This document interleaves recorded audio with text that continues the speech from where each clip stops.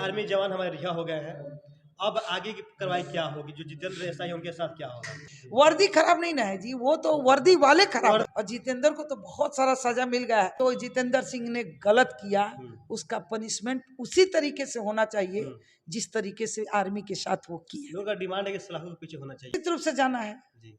वो तो कहीं से कोई गुंजाइश नहीं है।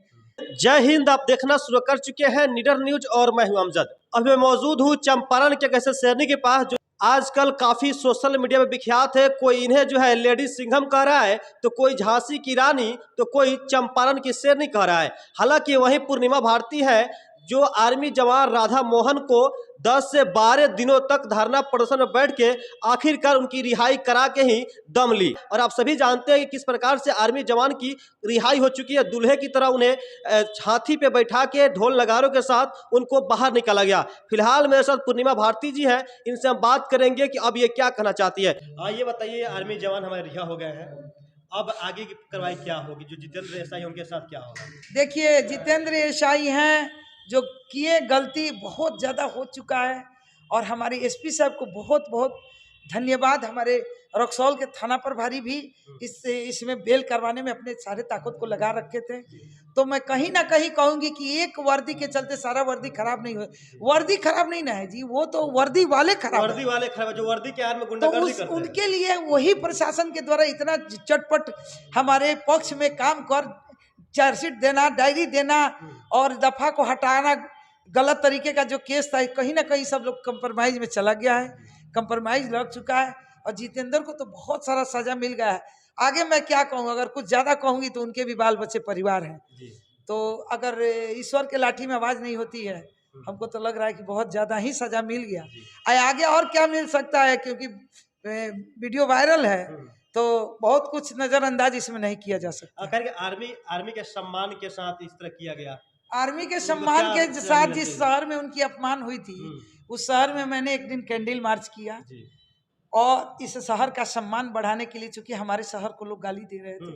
और अगले दिन उसके बाद आचार संहिता में था, मैं परमिशन लेके तिरंगा यात्रा की। और जब आर्मी निकले हमारे देश के जवान, तो मैं उनको बाइज्जत रक्सौल लेके बाजे गाजे के और तिरंगे के सम्मान के साथ पूरे शहर में घुमाकर वो सम्मान दी जो उनको चाहिए होगा। तो हो गया। मैडम, एक मेरे दर्शकों का क्वेश्चन आपके लिए, जब आपका इंटरव्यू चलाया था वहाँ कचहरी चौक पे, तो बहुत सारे लोग कमेंट कर रहे थे कि आप पूर्णिमा भारती से रिक्वेस्ट करें मेरे तरफ से कि जो जितेंद्र सिंह जो एसआई है, जिस प्रकार से आर्मी के सम्मान के साथ खिलवाड़ किए, उनको जेल में सलाखों के पीछे होना चाहिए। क्या कहेंगे आप? देखिए, वर्दी तो चाहे बड़ा हो चाहे छोटा, वर्दी के खिलाफ मैं नहीं करूंगी, क्योंकि वो वर्दी कहीं ना कहीं हम लोग की सुरक्षा में है। वो देश का हो, थाना का हो, हर इंसान वर्दी में, इंसान गलत हो सकता है और हर इंसान वर्दी में वो भी गलत नहीं है। मैं ये जरूर कहूंगी कि जो जितेंद्र सिंह ने गलत किया, उसका पनिशमेंट उसी तरीके से होना चाहिए जिस तरीके से आर्मी के साथ वो किया। लोगों का डिमांड है कि सलाखों के पीछे होना चाहिए। क्या कहेंगे? तो निश्चित रूप से जाना है वो तो कहीं से कोई गुंजाइश नहीं है। अगर आर्मी वाला परिवार बखूबी इसको लड़ना चाहा, वरना अगर अस्तित्व मिटाना चाहा, तो पूर्णिमा भारती अकेला कितना लड़ती रहेंगी। अगर आर्मी के जवान चाहे कि अपने जो अपमान किया गया, अरे उनके परिवार का केस है ना, अगर परिवार लड़ेगा, बिल्कुल मैं शुरू करती हूँ और अंत तक रहती हूँ, तो आप देखें, बिल्कुल डटे कहीं से नहीं। जब तक आप खड़े रहेंगे मैं खड़ी रहूंगी, और जब नहीं खड़े आप होंगे तो मैं एक अच्छा सुझाव देके खड़ा करने का भी प्रयास करूंगी। उसके बावजूद आप बैठ रहे हैं तो हमारी कोई गलती नहीं। पूरा आर्मी के जवान के साथ खड़े रहेंगे। वो आर्मी के जवान के साथ क्या, देश के वो एक मामूली नागरिक होगा उसके साथ अनर्थ होगा, उसके साथ भी मैं खड़ी रहूंगी। मैडम, अभी भी हमारे बिहार में ऐसे बहुत जितेंद्र सिंह हैं जो कहीं ना कहीं वर्दी के आड़ में गुंडागर्दी करते हैं और वर्दी की वजह से हमारे बिहार की छवि को धूमिल करते हैं। क्या कहेंगे? तो अभी तो ये पूरा देशवासी दिखा दिया, और हम आप सब मिलके, कि अगर इस तरीके का कोई गुंडागर्दी कर रहा है तो अंजाम क्या हो सकता है।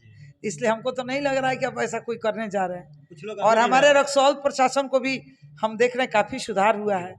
तो कहीं ना कहीं हमारे कम्युनिकेशन, हमारे भाईचारे में कमी नहीं हो। समाज को भी थाना की आवश्यकता है और थाना को भी समाज की आवश्यकता है। तो हम लोग ऐसे हैं, एक दूसरे का पूरक है, दोनों का साथ समाज का विकास है, व्यवस्था है। इसलिए मैं इस भाईचारों को कहूंगी कि एक आदमी गलत होने से सारे गलत नहीं होंगे।